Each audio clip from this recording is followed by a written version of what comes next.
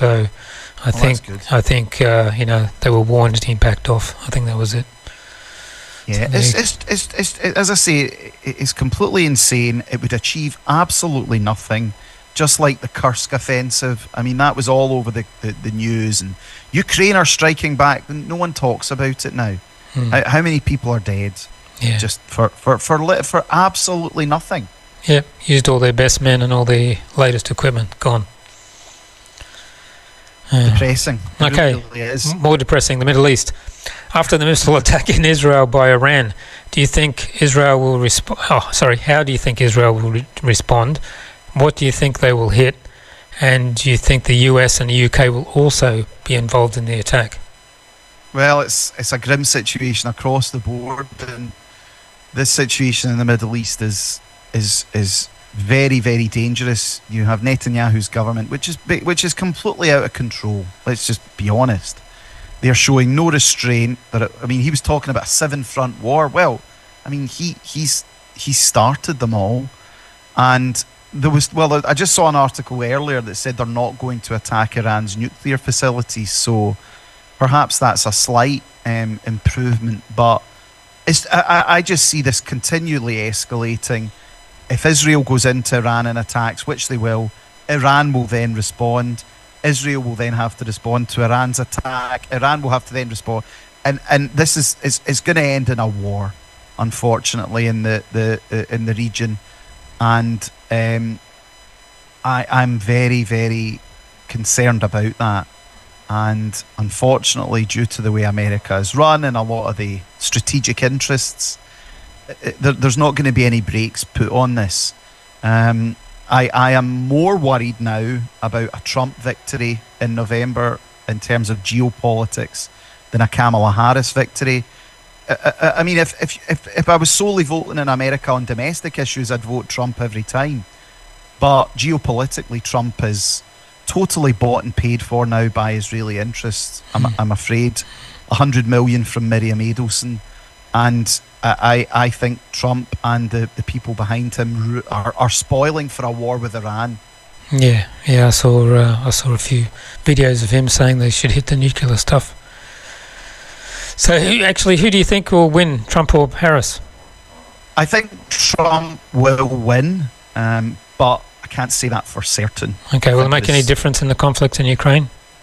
I think it would be better for if Trump wins, it will be better for the conflict in Ukraine, but only because they want to divert the money and the military resources to a war with Iran. So it's Trump is not the anti-war candidate. He is, well, we're going to stop the Ukraine war, but then we'll pump the money into Iran. So, I mean, I think the Ukraine war would most likely stop with Trump as president, which would be a good thing. But as I say, it's a bit of a bait and switch, unfortunately.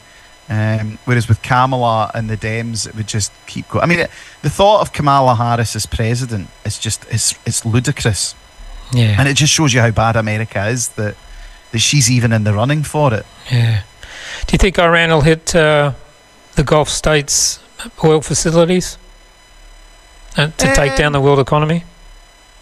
Very possible. Shut down the Straits of Hormuz as well. I think I've got quite a few people who are involved with the Palestinian campaign, and it's quite interesting because a lot of people kind of forget this about Iran, but the Iranians are not Arabs, they're Persians. Mm-hmm. And the Iranians have always kind of seen themselves as being superior to the rest of the Middle East. So the Iranian support for the Palestinians, whilst welcomed, isn't necessarily done because they love the Palestinians. They realise that being on the side of the Palestinians advances the Iranian agenda. So you've got a lot of people on the ground in the Middle East who are Sunni Arabs, Iran's a Shia Persian country, and they're looking at Iran thinking, well, they're the good guys, they're the only ones taking action. Our governments are all traitors, and they're standing by and witnessing this in Gaza. So I'm not sure. Maybe the Yemenis would launch the attacks. I don't know if Iran would do it themselves directly, because that would be bad PR. But I think if there were to be attacks on the oil infrastructure, it would likely come from Yemen. and they would destroy them, which is, I mean, basically the same thing, but it's not Iran doing it. Okay, let's talk about the UK. Can you give us a rundown on the UK Labour government and its PM? Do you think he'll be gone by the end of the year and be replaced? I do, and he has to be. This government has been an absolute disaster, and they were elected on a manifesto pledge of no more childish politics. The adults are back in the room, and we're just going to steady the ship.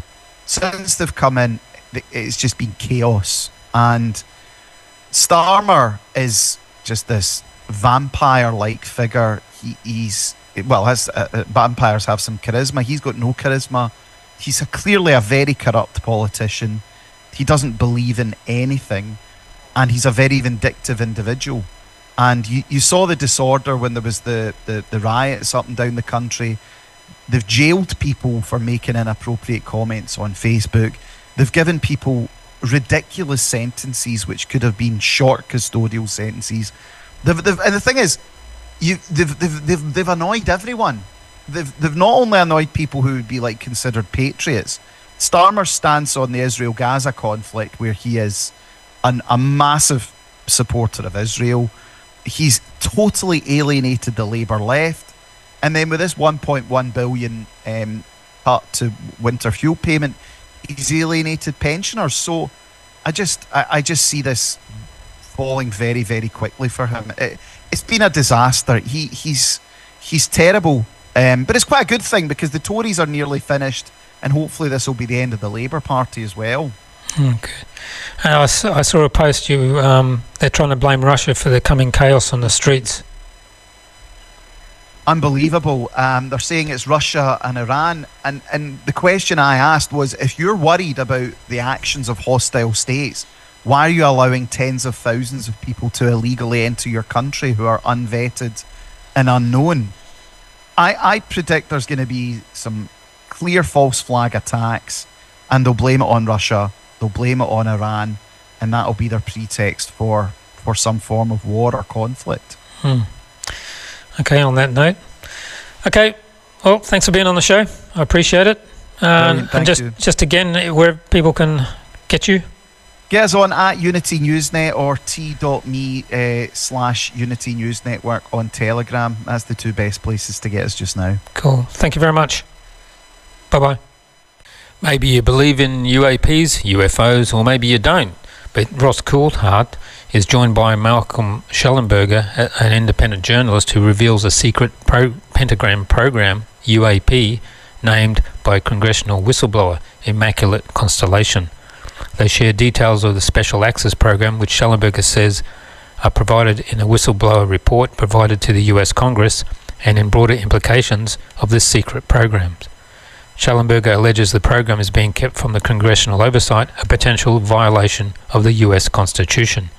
Shellenberger said that the key to a video photo footage that is stored behind the Immaculate Constellation database is that it is clear chain of custody. So I'm assuming we are talking about footage captured with MIC grade instrumentation. And he alludes to various UAP shapes that are described in the report, and which I am guessing there is footage of. You can see the full interview on YouTube, and the link is in our Telegram channel. And you can search on YouTube for Shellenberger Pentagon's UAP program, Immaculate Constellation Revealed. Let's watch some of that interview. Or even commercial airline pilots with their cell phones, or even sophisticated cameras. This is shot by U.S. government. Much of this material is captured by U.S. government personnel. And so the language that they use in the report is that there's a clear chain of custody on this evidence. And so, in other words, for people that pay attention to the popular discussion of UAPs, there's a lot of videos out there, and often we don't know who shot them or where they came from, or it's not a clear chain of custody. That's the gold standard as any investigators. You want to know exactly who shot it, who's had custody of it. That's the whole chain of custody, so that if anybody wants to do further investigations, you can go interview the crew. So, of course, one of the most famous examples is the famous Tic Tac sighting where you have 4 Navy pilots who are all incredibly credible Navy pilots who tell the exact same story about what happened when they encountered this UAP. And so that's the level of quality that you're talking about, and a lot of it, not a little bit of it. And we've heard in the past, former Deputy Assistant Secretary of Defense Christopher Mellon has said that there is a significant body of that information. We've also heard Lou Elizondo and David Grush say that. But this is the first time, to my knowledge, that anybody has actually named this unacknowledged special access program and described in some detail both the kinds of evidence gathered as well as the shapes of the UAPs. And I should just say that this report, I hope at some point it does become public. It's a fascinating, there's much more in it than I could summarize in the article, but there's just a fascinating description of different UAPs that we've all heard about, orbs and tic-tac and discs and triangles and boomerangs and all the different, you think about the Phoenix Lights. And so you sort of, if you have some familiarity with the big UAP cases, it's very striking to see that there is a database of UAPs captured apparently by the Defense Department and the intelligence community in a database that Congress, at a minimum, the Gang of Eight should have access to. It's that time, and here we go. You don't see that in Belarus.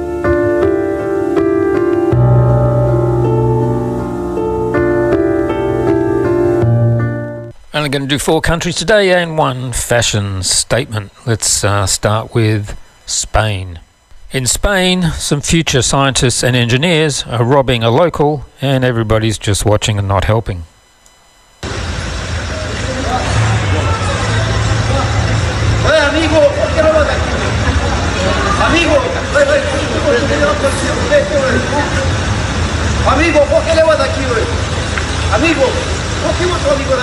Meanwhile, in Italy, a future scientist and engineer is changing on the subway. No! Incredibile! È di lusso, ragazzi. 4 stelle metro AU. 4 stelle. Incredibile. Ecco. Ma sono arrivati le guardie. Non ha pagato affitto, mo lo stanno cacciando via. Non ha pagato affitto. No, aspetta, non aspetta niente, dici dai, oddio. Non ha pagato affitto, ragazzi, lo stanno cacciando via. Piano, piano. Non ha pagato affitto, l'hanno cacciato via. Poverino. Poverino però. In the European Union in Brussels, let's have a look at this. So this is a Slovak MEP, Milan Mazurek, and delved how Brussels looks today. Friends, it's morning in the capital of Europe, in civilised Brussels. We're not in some ghetto, we're just 1 street away from the European Parliament. As you can see, it's littered with garbage. This is what Brussels looks like today. Yet, we're being lectured by Western Europe that we're not civilised, and we should learn how to run our country from these people, he said. And in the US, in a gas station, we'll have a look at these people robbing it.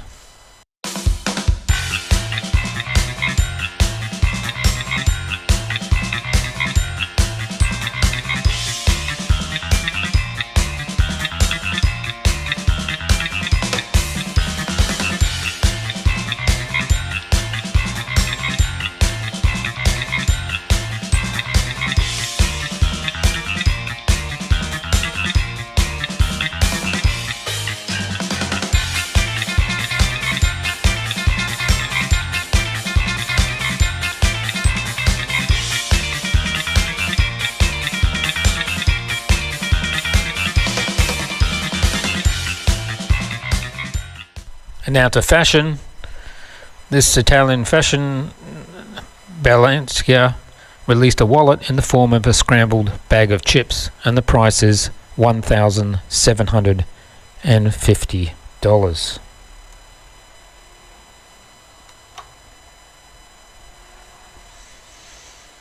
There you go. You got a chip wallet. And there you go. You don't see any of that in Belarus. Thank Christ for that. Okay. And that is it. The end of live show number 86. Thanks for tuning in. We really do appreciate it. And a big thanks to David CLEWS again, joining us for the second time on this show. And you can catch him on Unity News Net, on X and Rumble. If you can hit that thumbs up, it'll be great. Also, please share this video near and wide and on your social media to help this channel grow. If you haven't yet, please subscribe. Hope you liked tonight's show. We'll be back on Sunday, so hope you can come back and see that. Thanks again, and see you on the next show. Bye.